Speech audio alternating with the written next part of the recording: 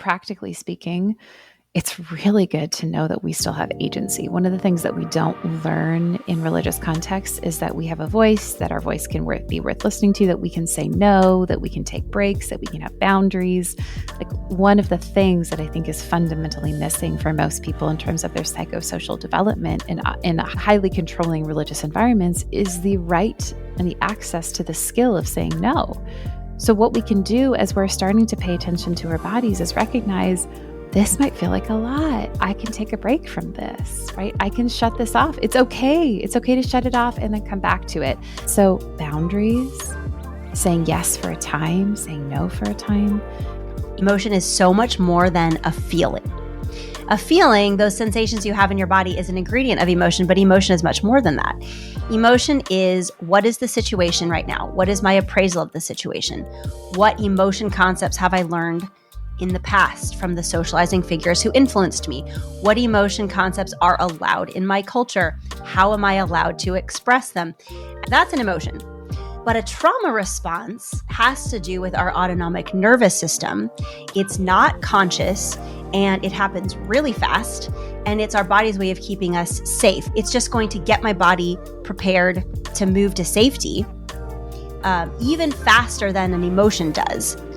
So emotions are about something that's happening now, but a trauma response is about something that happened in the past that I think is happening to me now in the present. So much of it is about being able to believe and trust in your own experiences. It really doesn't matter if you feel like that abuse or trauma that you've experienced, like the reaction that you're having or the feelings that you felt or the experience you had is kind of justified by the depth. There are things that can happen to some individuals that are what most people would think are terrible traumas, but that person does not get overwhelmed by them. And there are things that can look minuscule to other people, but they can be absolutely devastating to ourselves. And so really the permission to just say, well, I felt what I felt and I experienced what I experienced is hugely important. I'm talking about evangelicalism, but I'm specifically talking about white evangelicalism. So we have the word white in front of it. And part of that, we can look at that and we can say, well, who does this message most benefit? And the reality is that for me, as a white woman, it is most benefiting people who look like me, perhaps to the detriment of people of color.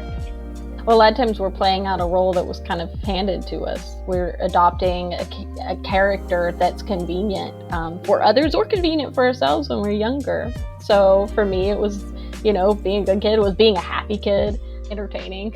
All of these were identities that I could take on that I knew would appease anger in a conflict, would appease sadness, if there was depression in the home or distance or remoteness. I lost my own experience by trying to take care of everyone else. No one says hey, here you go, Brian, I'd like you to be this character or something, but you kind of learn. And so we take these on and we wear them comfortable or baggy clothes until one day they don't fit us anymore. And it's a lot of work to begin to really look in the mirror and go, wait, who am I? Healing is not the absence of pain. Healing is not the absence of struggle. Healing is understanding your worth and your lovability and what to do when you feel those feelings. That's what I believe healing is. And we have this idea that really excludes a lot of people, that healing is just always feeling better. Healing is always feeling good. And that's not only not realistic, it's not really fair or attainable.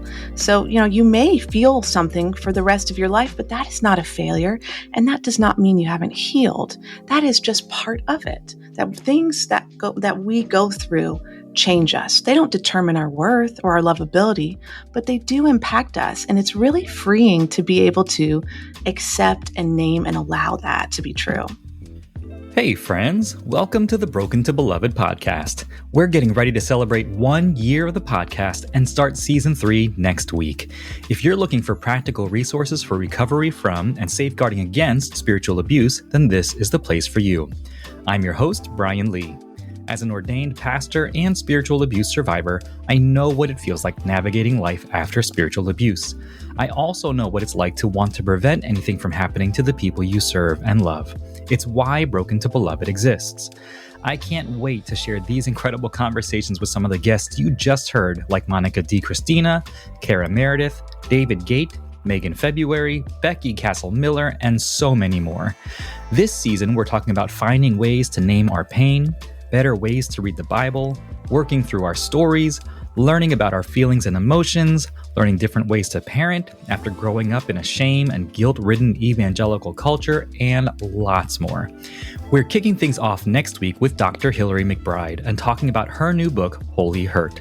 Subscribe or follow the show to get new episodes automatically. Leave us a rating and review or share with your friends. It really helps us to grow and continue providing quality content for you. A huge thank you to our listeners who make this show possible through their financial support. You can support our work by becoming a donor today. Just head to brokentobeloved.org/support or click the link to donate in the show notes. Thanks for taking the time out of your day to listen. I hope it's been helpful. Here's to moving toward healing and wholeness together. I'll see you next time.